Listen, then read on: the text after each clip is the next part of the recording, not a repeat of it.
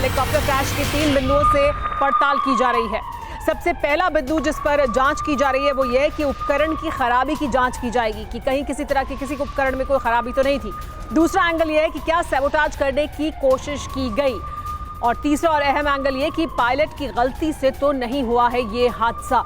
ये तीनों एंगल जिन पर जांच होगी। यूक्रेन के गृह मंत्रालय की तरफ से, यूक्रेन की सरकार की तरफ से कहा यह जा रहा है कि जांच होने तक किसी भी तरह का स्पेकुलेशन ना किया जाए। जांच के बाद ही निष्कर्ष पर पहुंचा जाएगा कि दरअसल हुआ क्या है। जांच होने में 1 से 2 दिन से लेकर 1 हफ्ते तक का समय लग सकता है, लेकिन जिस तरह से यह हादसा हुआ है, जो समय है, जो टाइमिंग है, लगभग 1 साल अब पूरा होने वाला है। और ऐसे समय में इस तरह का हादसा होना जिसमें सरकार के सबसे ऊंचे लेवल के जो अधिकारी हैं और मंत्री हैं उनकी इस तरह से मौत होना इस क्रैश में जरूर सवाल खड़े करती है। हमारे साथ मेहमान मौजूद हैं, डॉक्टर संदीप त्रिपाठी हमारे साथ मौजूद है, विदेश मामलों के जानकार हैं। डॉक्टर संदीप, बड़ा सवाल ये भी है कि लगातार हम ये भी देख रहे हैं कि इंफॉर्मेशन वॉर है, कैसे एक दूसरे की इमेज को दुनिया में नुकसान पहुंचाने की कोशिश है, रूस की तरफ से यूक्रेन को लेकर और यूक्रेन की तरफ से रूस को लेकर या वेस्ट की तरफ से रूस की इमेज को लेकर। और अभी भी लगातार इसी की कोशिश हो रही है, चाहे वो दावोस का मंच हो या कहीं और, रूस को दिखाना कि वो कल्प्रिट है। तो अभी भी क्या इस तरह की एक बार फिर कोशिश की जाएगी? लेकिन अभी हम इस हादसे में देख रहे हैं कि बहुत संभल कर यूक्रेन की तरफ से बयानबाजी की जा रही है, उसे कैसे देखते हैं आप? देखिए, आपने एकदम सही कहा। इस परसेप्शन के आधार पर हमेशा चीजें आगे बढ़ती है और वेस्टर्न कंट्री स्पेशली यूएस और यूके इन सब चीजों को लेकर के अपना उसका एक इतिहास रहा है कि जब परसेप्शन बना रहा हो तो वो अपना कर लेता है। और रशिया को जिस तरह से डैमन के रूप में साबित कर चुका है, वो एक तरह से ये हमारे सामने एक इमेज बनकर आ रही है। और हमने देखा है कि कई मंचों पर कि रशिया एक क्रुएलिटी का जो चेहरा है, जो वॉर क्रिमिनल का चेहरा है, वो स्टेटस रशिया को दे रहा है। सबसे बड़ा सवाल मैं आपको बता दूं कि पूरे इस युद्ध में यूक्रेन के साथ कौन है? यूक्रेन के साथ पूरी ताकतें हैं, वेस्टर्न फोर्सेस हैं। रशिया के साथ आप मुझे एक कंट्री बता दीजिए जो खुल के कोई कंट्री सामने आ रहा है। पूरे 11 महीने की लड़ाई में ये लड़ाई नैरेटिव्स और परसेप्शन की जब चल रही है, उसमें यूके और यूएस का रोल बहुत अहम हो जाता है। ऋषि सुनक जब ये कहते हैं कि अंतिम क्षण तक, अंतिम जीत तक हम आपका सहयोग करेंगे, क्या है? एक तरह से मनोबल है यूक्रेन के लिए। तो ये कहना कि ये लड़ाई सिर्फ यूक्रेन रशिया की नहीं है, ये लड़ाई आप विश्व युद्ध को लेकर कहते हो। मुझे तो लगता है कि विश्व युद्ध ऑलरेडी हो रहा है। एक तरफ से रूस है, दूसरी तरफ दुनिया की ताकतें हैं, और वो ताकतें हैं पूरे वेस्टर्न सेंट्रिक ताकतें। तो मुझे इसमें कुछ संदेह नहीं कि जब विश्व युद्ध होगा तो ऑलरेडी पिक्चर क्लियर है। हाँ, रूस अकेले इस युद्ध में लग रहा है और आगे कौन लड़ेगा मुझे नहीं। और बिल्कुल संदीप सर, लगातार इस बात पर भी हम डिस्कस कर रहे हैं कि आज का ये हादसा है या साजिश, जो कुछ भी हुआ, हालांकि वो क्लियर हो जाएगा जांच के बाद, लेकिन इसके बाद ये युद्ध किस तरफ जाता हुआ नजर आएगा। इन सब के बीच देखिए, कीव में हेलीकॉप्टर क्रैश को लेकर कुछ और बड़ी जानकारी आपको देते जो इस वक्त आ रही है।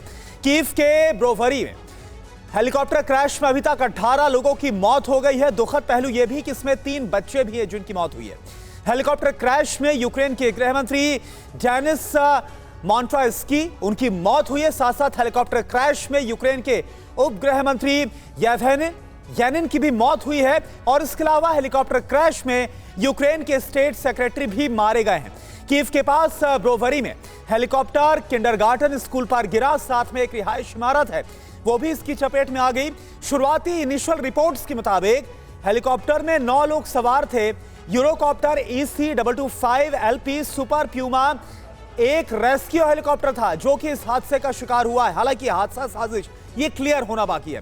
ब्रोवरी हेलीकॉप्टर क्रैश में 11 लोग जख्मी भी हुए हैं और इसमें आप देखिए जख्मी में भी बच्चों की संख्या ज्यादा है, क्योंकि ब्रोवरी के किंडरगार्टन पर जाकर यह गिरा है। इस जानकारी के साथ ही मैं कर्नल टीपी त्यागी सर आपके पास आना चाहूंगा। अगर हम दिसंबर माह को देखें तो जब से वॉर रूम में नजर आए हैं पुतिन, उसके बाद से काफी बड़ा नुकसान हम देख रहे हैं यूक्रेन को हो रहा है, चाहे वो सोलेडर का भी हाथ से जाना हो या फिर बाखमुट में इंटेंस फाइट का होना हो। तो क्या लग रहा है कि लगातार तमाम नुकसान और आज एक और बहुत बड़ा नुकसान जिसको ज़ेलेंस्की ब्लैक मॉर्निंग का नाम दे रहे हैं, कैसा आप इसको देख रहे हैं, कैसे आप करेक्ट कर पा रहे हैं? देखिए, अभी तक रशिया ने बहुत धैर्य से काम लिया है, बहुत धैर्य से काम लिया है। अगर किसी सिविलियन टारगेट के ऊपर अटैक भी हुआ है, कर्नल टीपी त्यागी सर आप क्या, ठीक है बोलिए सर। उस सिविलियन टारगेट पे अटैक हुआ है जिसपे यूक्रेनी सोल्जर्स या उनके एयर डिफेंस सिस्टम रहने का अंदेशा रहा है।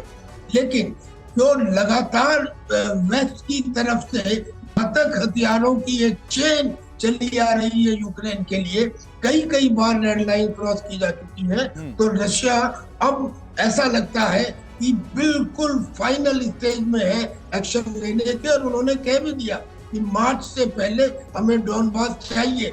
अब ये बात कहना कि साहब जांच चल रही है, देखा जाएगा, पायलट की गलती थी या टेक्निकल गलती थी या इसमें सबोटेज का एंगल था, मैं कहता हूं अगर मान भी लो सबोटेज का एंगल था तो क्या गलत था?